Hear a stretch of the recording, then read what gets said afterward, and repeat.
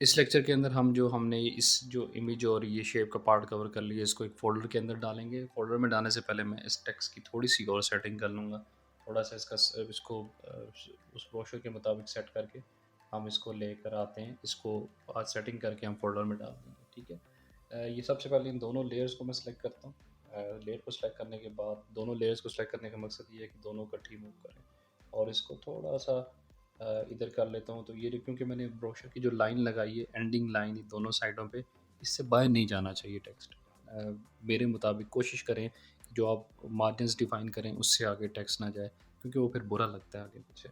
और कई बार ऐसे हो सकता है कि थोड़ी-सी शेप आपने जगह छोड़नी भी होती है राइट, लेफ़्ट, बॉटम पे और टॉप पे, क्योंकि जब ब्रोशर प्रिंट होता है तो काफ़ी थोड़ा बहुत एरिया जो है वो कट भी हो सकता है।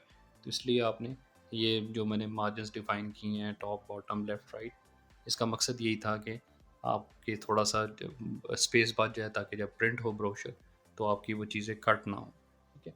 तो मैंने इसको थोड़ा-सा इधर करके रख लिए और इसकी इस थोड़ा-सा और नीचे ले आते हैं दोनों टेक्स्ट को। मैंने दोनों शिफ्ट से दोनों लेयर को सेलेक्ट करके रखा हुआ है और डाउन एरो से मैं थोड़ा-सा उसको नहीं, पहले मैंने माउस से उसको इधर-उधर किया, अब मैं डाउन एरो से उसको थोड़ा-सा नीचे लेके आ रहा हूँ। उसके बाद हम क्या करते हैं कि एक और चीज़ कर लेते हैं। ये शेप है मेरे पास, इस शेप को मैं ग्रेडिएंट कलर दे देता हूँ। ग्रेडिएंट कलर देने के लिए आप इफेक्ट्स में जाएँगे, ग्रेडिएंट ओवरले में जाएँगे और यहाँ से आपके पास बहुत सी ऑप्शंस हैं।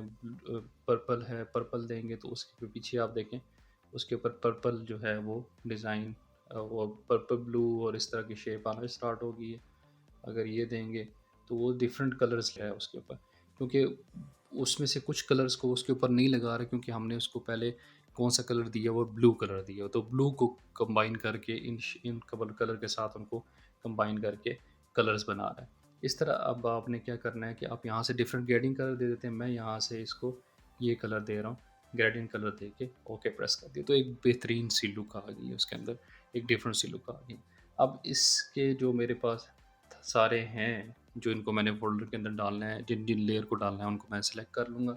सेलेक्ट करने के लिए शिफ्ट जो है उसको प्रेस करूँगा, तो शिफ्ट से जहाँ से मैं सेलेक्ट करके रखता हूँ, अब देखिए बीच में, अब जब ऐसा केस आ जाए आपके पास कि कुछ लेयर्स के बाद नीचे एक और लेयर है जिसको आप सेलेक्ट नहीं करना चाहते, तो आपने शिफ्ट को प्रेस करके हर बार नहीं करना, मैंने पहले ही बता चुका हूँ। तो एक और काम क्या होता है, कमांड, कमांड प्रेस करके रखें।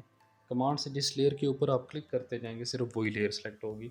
ये देखें, मैंने जिस लेयर पे क्लिक किया और जिस लेयर को आप अनसेलेक्ट करना चाहते हैं उसके ऊपर दोबारा क्लिक करेंगे तो वो अनसेलेक्ट हो जाएगी। जैसे मैंने अभी ये लेयर नीचे वाली की है, इसको सेलेक्ट करूँगा, इसको अनसेलेक्ट करना चाहता हूँ, दोबारा क्लिक करूँगा, अनसेलेक्ट हो जाएगा।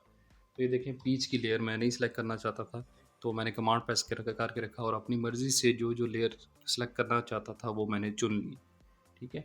और इसको क्या करूँगा, ड्रैग एंड ड्रॉप किस पे करना है, इस फ़ोल्डर के आइकन के ऊपर। तो ये फ़ोल्डर के अंदर चली जाएँगी। फ़ोल्डर को नाम दे देता हूँ इमेज एरिया, ठीक है? अपनी मर्ज़ी से मैं उसको दे रहा हूँ, अपनी आसानी के लिए जो मुझे नाम ज़हन में आ रहा है। आप अपना नाम रख सकते हैं जो आपका ज़हन में है, एरिया कर लें, ठीक है? और इसके अंदर एक और भी चीज़ थी, रह गई थी, इसको भी ड्रैग एंड ड्रॉप कर लेते हैं इसके अंदर, इमेज के अंदर। वो देखें, अगर मैंने जब उसको ड्रैग एंड ड्रॉप किया वो पिछली शेप गायब हो गई, टेक्स्ट भी गायब हो गया। वजह क्या है? वजह ये है कि वो उन सब के ऊपर आ गई है फ़ोल्डर के अंदर। तो हमने क्या करना है, ड्रैग एंड ड्रॉप करके फ़ोल्डर के अंदर ये सबसे नीचे लेके जाना है, ठीक है? ये देखिए, अब वो नीचे शो होना शुरू हो गई हैं।